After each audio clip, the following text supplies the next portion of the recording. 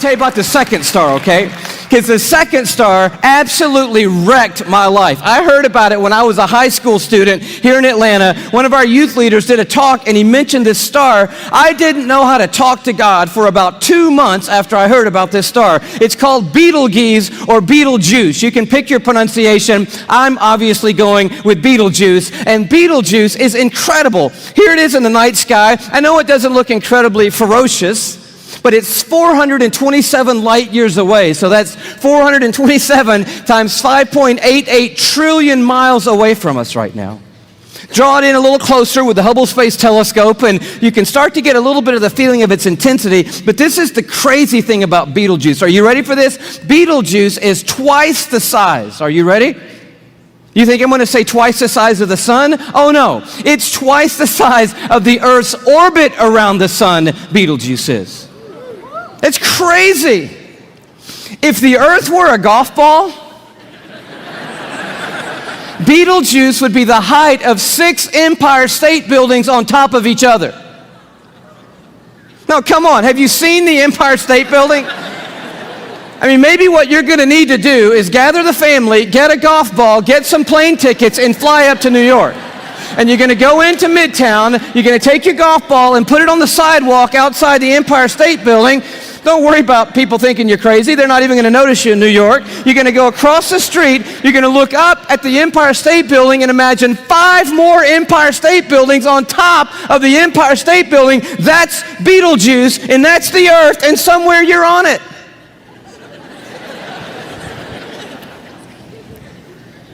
You could fit 262 trillion Earths inside Betelgeuse. So if the Earth were a golf ball, that would be enough golf balls to fill up the Superdome with golf balls. 3,000 times.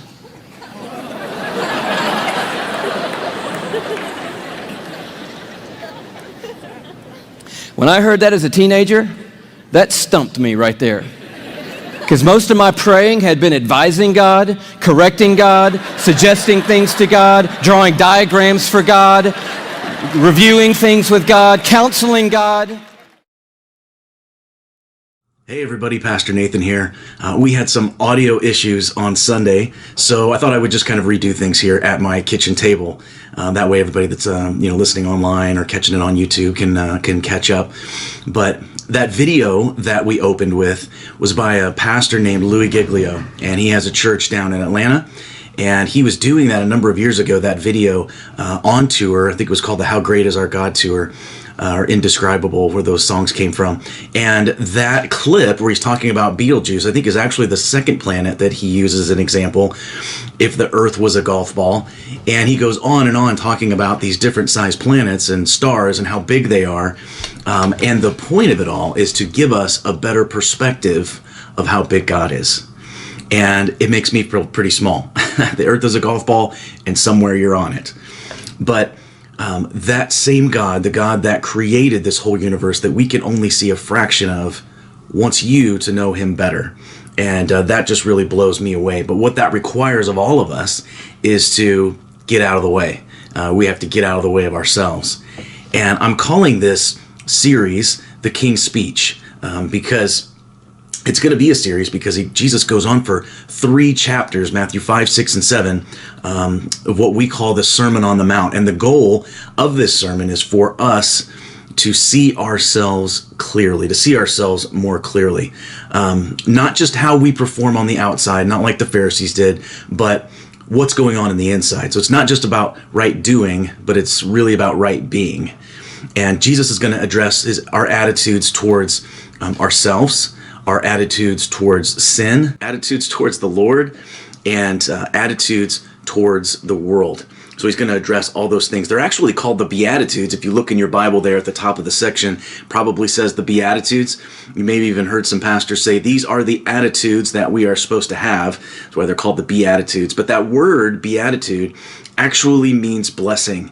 And Jesus starts off this speech by talking about blessings. Blessing, one who is blessed means one who is singularly favored or approved by God. And the good news is that you and I, if we are in Christ, we are approved. We are favored. But Jesus starts off this message to his disciples talking about blessings that will accompany the person who exhibits these Christ-like characteristics in their life.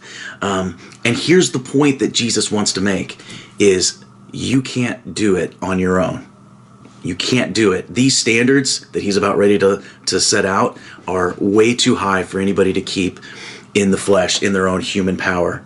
Eventually, he will go on to say that unless your righteousness goes farther than the scribes and Pharisees, unless it exceeds theirs, you won't make it into the kingdom of heaven. Now, these are the guys, the religious elite, that kept all the rules. They were the guys that did everything perfectly from the law, from the legal standpoint. Jesus said, you're going to have to go farther than that. But Jesus is talking about the kingdom life. And we get to partake in the blessings of the kingdom if we're a citizen of the kingdom. Those who do not love the king can't live like the king. And you can only live like the king if you're submitted to or if you're subject to the king. There was an archbishop of England who said that it would be impossible to conduct the affairs of the kingdom of Britain according to the Sermon on the Mount because the people were not loyal subjects to their king. That's a pretty condemning statement. But this life that Jesus is going to be talking about is an utterly new approach to living, where we can have joy instead of despair, where we can have peace instead of conflict. A blessedness that comes from inside of us. It doesn't come from outside of us, right? It's not affected by external circumstances. It's not created externally, so it can't be destroyed externally. It's not like the world gives. Our Constitution of the United States, our Declaration of Independence, has been the topic of heated debate over the last couple years. But in it, it guarantees us the right to the pursuit of happiness. And in the Constitution of the Kingdom, which is what this has been called sometimes, Jesus points out that the path to that happiness is not made up of the material. So what I'm going to do is I'm just going to read through verses 1 through 12, this whole section that we call the Beatitudes, and then we're going to take them individually. So verse 2, and he opened up his mouth and he taught them, saying, Blessed are the poor in spirit, for theirs is the kingdom of heaven. Blessed are those who mourn, for they shall be comforted. Blessed are the meek, for they shall inherit the earth. Blessed are those who hunger and thirst for righteousness, for they shall be satisfied. Blessed are the merciful, for they shall receive mercy. Blessed are the pure in heart, for they shall see God. Blessed are the peacemakers, for they shall be called sons of God. Blessed are those who are persecuted for righteousness' sake, for theirs is the kingdom of heaven. Blessed are you when others revile you and persecute you and utter all kinds of evil against you falsely on my account. Rejoice and be glad, for your reward is great in heaven, for so they persecuted the prophets who were before you. Now, at first pass, these blessings and promises don't seem to match up. They seem a little bit paradoxical because this isn't the kind of stuff that makes up happiness in the world's eyes. The world says that happy are the rich, or happy are the powerful, or happy are the popular, right? But the kingdom of heaven takes a completely different route. And if you notice the progression of these character qualities, the poor in spirit, this reflects the right attitude that we should have towards our sinful condition. And then this leads us to mourn over our spiritual state. And then when we grasp the depth of our depravity, we become meek and we become gentle. And then we begin to hunger and thirst for righteousness, to be right. And not just to be right, but to be whole before the Lord. And that includes being merciful to others, pure in heart, and having a peacemaking spirit. So these are the Beatitudes that we're going to be going through. But first I want to take a look at what it means to be poor in spirit. We hear that word poor in the scriptures, and it makes me think of like the widow's mite, you know, the old woman that came to the temple. She wanted to give an offering, and all she had were these 2 little coins, and they basically added up to a penny. And she drops them in the bucket, and Jesus and his disciples are watching this happen. And he says she gave more than everybody else, because everybody else here gave out of their abundance, but she gave out of her need. Like she needed that penny. And so Jesus is talking about her, and that jogs my memory when I think about poor. Or the lady that Elisha came to, and she was making a meal, and he said, well, why don't you make me a meal first and then make one for yourself? And she said, this is literally our last meal. This is a final meal. Me and my son are going to eat, and then we're going to just die because we don't have anything else. But those are the types of people that I think of in the Bible when I think of poor. But the word in the Greek here literally means to cower, like back in a corner. This is a word that they used for beggars, people that were sitting along the sides of the road or sitting, up close to the temple, and they were reaching out. And with one hand, they were reaching out for money, and with their other hand, they would be covering their faces just out of shame that they were having to do this. And so that is the type of poverty that he's talking about. These two words, poor and spirit, are going to talk about our spiritual depravity. These are those who are completely dependent upon other people for subsistence because there was no way that they could provide for themselves on their own. They didn't have the means to do it. There's a similar statement in Luke 6 where Jesus says, "Blessed are the poor, for yours is the kingdom of heaven." And so a lot of commentators have looked at these two verses, the one from Luke and the one from Matthew, and thought, Jesus is talking about, materialism, and blessed are you if you don't have anything. But that's not what he's talking about here. He's not saying, blessed are you if you are completely dependent on other people just to get by, just to live. That would go against some of the other things that he says. But what he's talking about here is not physical poverty, but spiritual poverty. This is recognizing our spiritual brokenness and our complete hopelessness and helplessness apart from Jesus Christ. And that's the perspective really that Louis was wanting to get across, that our distance from God's holiness is so unfathomable. We can't even comprehend how far we are from his holiness. We are completely depraved, completely deprived, and total dependence on God's grace for salvation. The problem is that a lot of people just don't see themselves that way. Non-Christians certainly don't, and even some Christians don't see themselves that way. They might think that, Lord, when you chose me, good choice. I can see why you did that. I have talents and I use them for you, and I tithe. I support good organizations and I volunteer. So I can see why you chose me, God. But while those are good things to do, if there's just an inkling, just a little bit of self-righteousness there, then we've lost sight of the truth. And that is that we can only beg for mercy and forgiveness. It's only because of God's gracious plan in Jesus taking the punishment for our sins can we be saved. And once we get to the point where we see ourselves clearly, then God can start to do a work inside of us. But all that self-effort, all that pride has to disappear.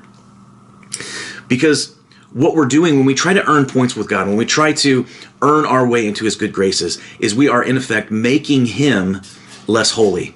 We're making him less holy. That's something interesting to think about when we're trying to do things on our own, via our own works. That's why Paul said that all of the things on his religious resume, all of the things that he had accomplished were like filthy rags. They were like dung, literally, compared to what he needed to be righteous. So none of it meant anything. In Isaiah 66, God's talking about judgments and hope. Judgments on those that reject him, and hope for those that have humbled themselves before him. This is Isaiah 66. This is what the Lord says: "Heaven is my throne, and earth is my footstool. Where is the house that you will build for me? Where will my resting place be? Has not my hand made all these things so they came into being, declares the Lord? These are the ones I look on with favor, those who are humble and contrite in spirit, and who tremble at my word." Humble and contrite spirit. Contrite simply means affected by guilt. You're remorseful for what you've done. That's what a contrite spirit is. David says in Psalm 51:17, "My sacrifice, O God, is a broken spirit, a broken and contrite heart, O God, you will not despise." In Luke 18, Jesus is talking to his disciples, and he really wants to drive home this point of what a contrite spirit looks like. And so he tells them this parable. There are two men who go up to the temple. There is a Pharisee, and he goes up there to pray. And then along with him, there is a tax man. Now, the Pharisees were the religious elite of the day. They were the ones who kept all the rules. Everybody knew who they were. They were very well respected. And then you've got a tax collector. Now, Matthew, his ears would have perked up when he heard Jesus talking about this, because that's what he used to be. He used to be a tax collector. And it's that time of the year where everybody's getting their W-2s, and it's about tax time. And people don't like the IRS, and people hated tax collectors back then, because what they were really were traitors. They were people who were working for the Romans, collecting taxes for the Romans. And so they were hated even more than the IRS is still like today. But they're both there at the temple, and the Pharisee begins to pray. Now, what they would do is they would stand up and pray really loud so that everybody could hear them. And he says this, "Oh God, I thank you that I am not like other people, robbers or crooks or adulterers, or God forbid, like this tax collector." He says, "I tithe from all my income. I fast twice a week." And that's his prayer. So in case you're wondering, this is what self-righteousness sounds like.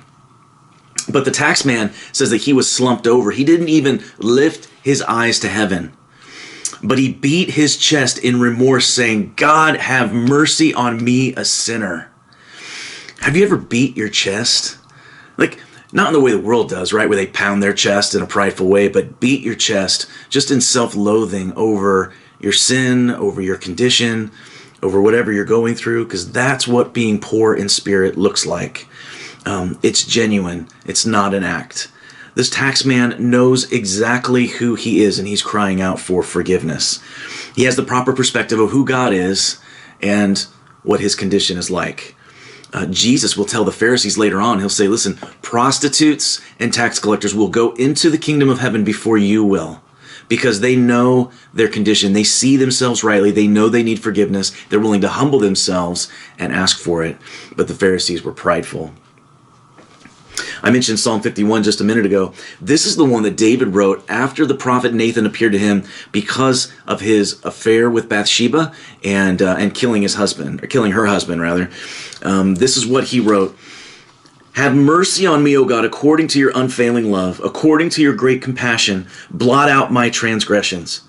Wash away all my iniquity and cleanse me from my sin, for I know my transgressions and my sin is always before me."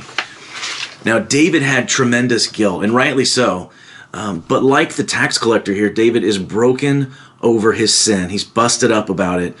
And Jesus tells us that of the two men that went up there to pray, the Pharisee and the tax collector, that the tax collector was the one who went away justified. Now, that word justified is such a huge word. And to understand it, we just have to break it apart. When we say justified, it is just as if I'd never sinned. Just as if I'd never sinned. The slate is completely wiped clean. That's a huge, huge word. And that's what joy is made up of. Joy is not the absence of troubles, but it is the presence of Jesus in the midst of all the brokenness. Okay, so all that addresses the meaning of being poor in spirit, but why is it located at the beginning? Why does it come first?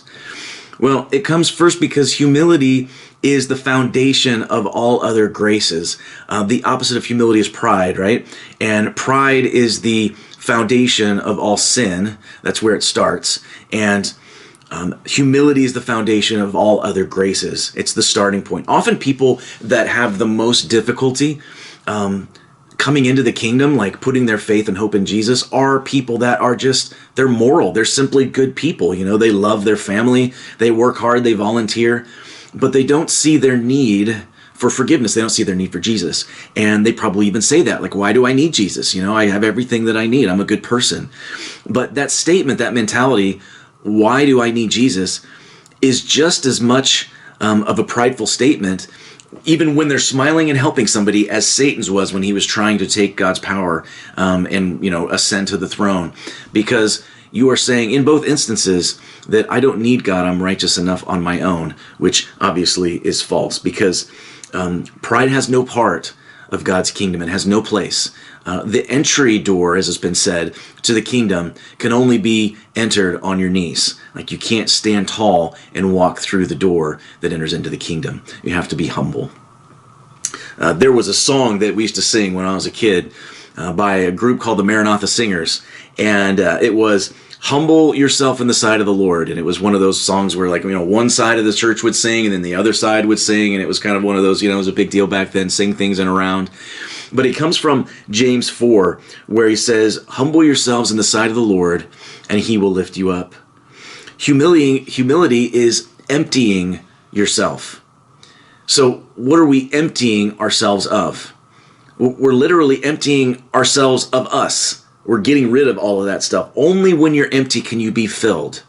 Only when you come to the realization that you are completely unworthy can you be made worthy. Only when you die to yourself can you truly live. This is the upside down kingdom of God.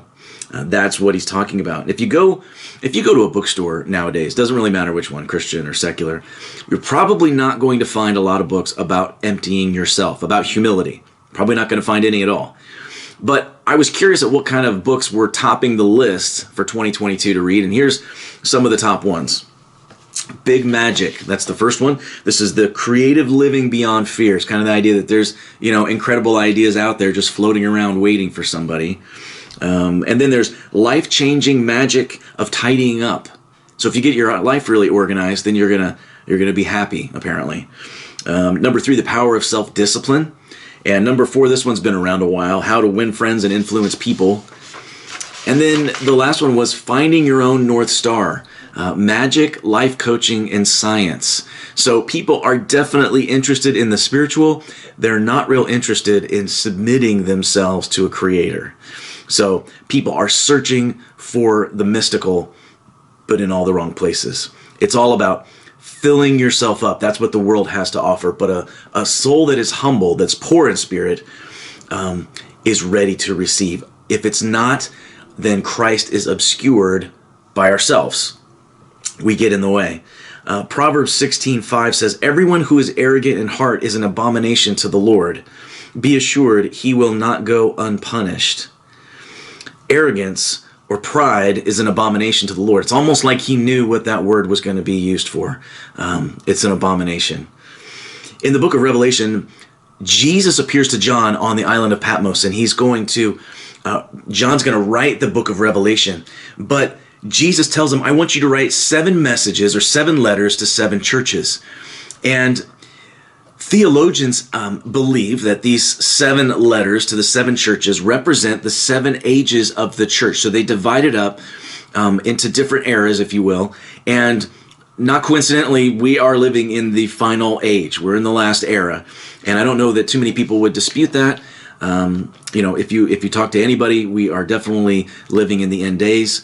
The stage is being set for the Antichrist, and the curtain is ready to be pulled back, and maybe even in our lifetime. But a lot of people are looking for the Antichrist. What I would say to that is that Jesus told us to look for his coming. Not to look for the Antichrist, but to look for his coming, because it doesn't do a whole lot of good to look for the Antichrist if we ain't going to be here. And I'm not planning on being here. But this is what he told John to write. This is the final letter. This is to the church in Laodicea, Revelations 3:14. Verse 14, "And to the angel of the church in Laodicea write the words of the Amen, the faithful, the true witness, the beginning of God's creation. I know your works, that you are neither hot nor cold. Would that you were either cold or hot. So because you are lukewarm and neither hot nor cold, I will spit you out of my mouth. For you say, I am rich, I've prospered, I need nothing. Not realizing that you are wretched, pitiable, poor, blind, and naked." Now, the church in Laodicea was very prideful, very prideful. Jesus isn't speaking to the world here. He's speaking to the church. He's saying, if you were cold, I could convict you. If you were hot, I could use you. But because you have one foot in and one foot out, because you're lukewarm, it makes me sick to my stomach. I'm going to puke because of that, is what he's saying. Wherever self is exalted, wherever pride's living, wherever self is exalted, Christ cannot be. That's just the bottom line. Is Christ king in my life, or is self king? So how do we achieve humility? It sounds like a contradiction in terms. How do we achieve humility? But by definition, it just means that it can't start with us. Can't start with us. It has to start with Jesus. There's a saying that you've probably heard that humility isn't thinking less of yourself. It's just thinking of yourself less often. You can't think less of yourself. Like, we're already down there. We're already low, okay? Jesus doesn't want us to think less of ourselves. He doesn't want to leave us in a hopeless, helpless situation. He wants to bring us out of that situation, restore us to be in his blessing. That's what he wants to do. So humility is emptying ourselves, making room for him. Those self-help books I mentioned, they're all about self-discipline. And how can I train myself? How can I mold myself into the best version of myself? But even self-discipline can be a form of pride if it is works-based religion, if it's trying to save ourselves through just being very disciplined. That's something that Martin Luther did before he finally read and understand the verse in Habakkuk that the righteous will live by their faith. So self-imposed efforts are the enemy of humility. It takes divine work of the Holy Spirit to show you and me exactly what we are without him. The prophet Isaiah, in Isaiah chapter 5, he was going off on the people, pronouncing woes and judgments. And here's what he said. He says, "Woe to you who amass wealth greedily. Woe to you who consumed with wine, you guys that are heroes at drinking games. Woe to the wicked who mock God with open sin. Woe to those who call good evil and evil good. Woe to those who are wise in their own eyes. Woe to those who subvert justice." Doesn't sound all that ancient, does it? Kind of sounds like today. Those are the 6 woes of chapter 5. And then listen to what happens in chapter 6. "In the year that King Uzziah died, I saw the Lord high and exalted, seated on a throne, and the train of his robe filled the temple. And above him were the seraphim, each with 6 wings. With 2 wings they covered their faces, with 2 wings they covered their feet, and with 2 they were flying. And they called to one another, Holy, holy, holy is the Lord Almighty. The whole earth is full of his glory. And at the sound of their voices, the doorposts and the threshold shook, and the temple was filled with smoke. Woe to me, I cried. I am ruined, for I am a man of unclean lips, and I live among a people of unclean lips, and my eyes have seen the King, the Lord Almighty." Isaiah sees all of this stuff, pronounces all of these woes, and then he sees the Lord, and he says, I am ruined. Woe is me. God's holiness is too much for him to take in. And when Jesus appeared to John at the island of Patmos, it says that when he saw him, he fell down at his feet as if dead. And when Jesus went to Peter and said, Peter, can I borrow your boat? I want to address the crowd here. And so he gets in Peter's boat and he pushes off a little ways and he talks to the crowd. And then he said, okay, now I want you to push out into deeper water and let down your nets. And Peter kind of sighs because he said, we've been fishing all night, Master, and we haven't caught anything. But at your word, we'll go ahead and put down the nets, which is a pretty smart thing to say. And when he let down the nets, so many fish were going into the nets that the nets were breaking. And they had to call, James and John over to help them out. And they put so much fish in the boats that they were beginning to sink almost. And at that moment, Peter turned around, he looked at Jesus, and he said, depart from me, for I am a sinful man, O Lord. So they saw the Lord, Isaiah and Peter. They both saw the Lord, and they were humbled immediately. But God's saving work still requires our cooperation. There's a personal responsibility that we have when we see him. We have to respond. God said to Isaiah, he said, who will go preach for us? Isaiah said, I'll go. Jesus said to Peter, he said, follow me. He had to get up and follow after Jesus. So how do we respond to get this type of humility? How do we respond? First, we have to take our eyes off of ourselves. We get very self-interested. We spend a lot of time worrying about ourselves. We have to get our eyes off of ourselves and onto the Lord. Because when they saw him, then their pride was gone. We need to study his word. We need to pray. We need to do those things. We need to seek after him. The world would say that you need to look inward. You need to look inward. You need to find your faults so you can fix them. Whereas the word would say, look to the one who is faultless, and he will lift you up. Second, we have to starve the flesh. We got to starve the flesh. The things that pride feeds on, got to get rid of it. Remove anything that promotes pride. Rather than looking for things like praise, let's say, we need to be wary of things like praise because of the pitfalls and pride that we can fall into. There's nothing wrong with receiving praise, receiving, accolades, but the evil is when we go looking for it.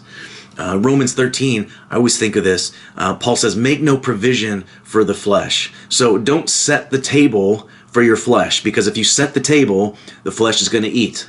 So you got to starve it out. And last, this is the easiest part. We simply ask the Lord for humility. Simply ask for it.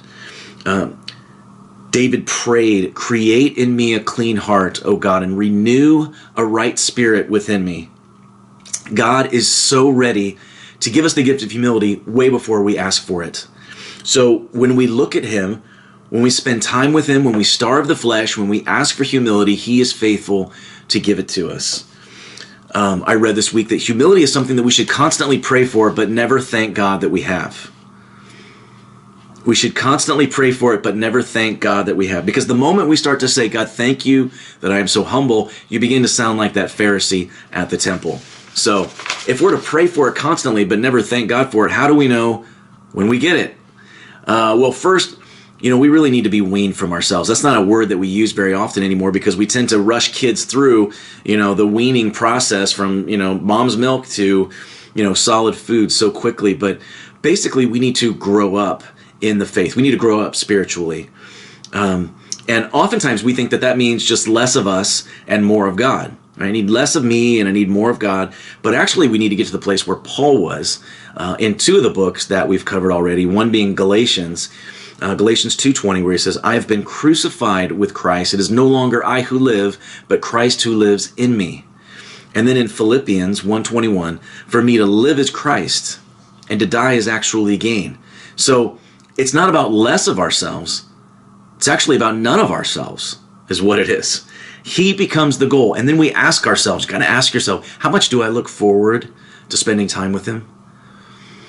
How much do I look forward to being like him? Because what we're told in 1 John 3:2, he says, when we see him, we will be like him. So how much do we look forward to that? We also will no longer complain about our situations. Now, granted, because we don't necessarily get to the place where we, say we're so humble. So these are going to be things that are more evident to people, other people, than they are to us. But we get to the place where we no longer complain about our situations. Americans are very discontent people by nature. We have the right to pursue happiness, but there are very few truly happy people because a lot of that happiness, most of it, depends on things that are external, from things that they can get, things that they can do. But we tend to compare ourselves to others. So-and-so has it better than us. So-and-so has more than us. And so we're not to complain about our situations. But the truth is, we deserve so much worse than anything that we could experience in this life. That's the truth. So when we get to the place where we're humble, where we can walk in humility, we don't complain about our situations because we realize our spiritual state before Christ, where we are now, and where we'd be if we hadn't accepted, if he hadn't chosen us. 1 Peter 4:16 says, if anyone suffers as a Christian, let him not be ashamed, but let him glorify God. And Paul writes to the Romans that the sufferings of this present time are not worth comparing to the glory that is going to be revealed to us. And when we gain humility, it should make us spend more time in prayer. It should make us spend more time in prayer. The actual beggar is begging for physical sustenance. With the spiritual beggar, we need that spiritual food. That's what we need, to be empowered by him, to be guided by him every single day. James has some really harsh words for those that lack humility. And he says this, James 4:13, come now, you who say, today or tomorrow we'll go into such and such a town and spend a year there and trade and make a profit. Yet you don't know what tomorrow will bring.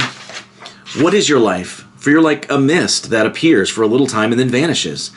Instead, you ought to say, if the Lord wills, we will live and do this or that. As it is, you boast in your arrogance, and all such boasting is evil. See, to James, doing anything without being submitted to the will of the Lord is evil and arrogance. Jesus told his disciples, he said, without me, you can do nothing, right? Nothing. And while that's true spiritually, it's also true just practically. Like, we need the power of God just to breathe and for our heart to continue beating. Like, that's true. And, over these last couple of years, there has been so much emphasis placed on our physical health, which is fine. But if we had the same amount of dedication and concern about our spiritual health, the world would be a much different place. And so that is where we need to put our energies first and foremost, is in our spiritual health. And when we take Christ on his terms and none other, our humility is going to be evident through our worship and our thankfulness to God over his salvation and what he's provided for us. Our unending gratitude towards the Lord, and a constant realization that everything that we have, both spiritually and physically, is a gift from the Lord. It all comes from him. So we've talked about what it means to be poor in spirit. We talked about why it's situated first in the Beatitudes, how to achieve it, and how to know when we have it. So now we'll just kind of touch on what's the result of being poor in spirit. Like why? Like what's the promise? Well, blessed are the poor in spirit, for theirs is the kingdom of heaven. When you're humble, you get to inherit the kingdom. When your life is surrendered to Jesus, when you're subject to him, you get to inherit the kingdom. In Luke 12:32, Jesus is talking to his disciples about not being anxious in the world, which, we all have a tendency to do. And he says this, "Fear not, little flock, for it is the Father's good pleasure to give you the kingdom." He wants to give you the kingdom.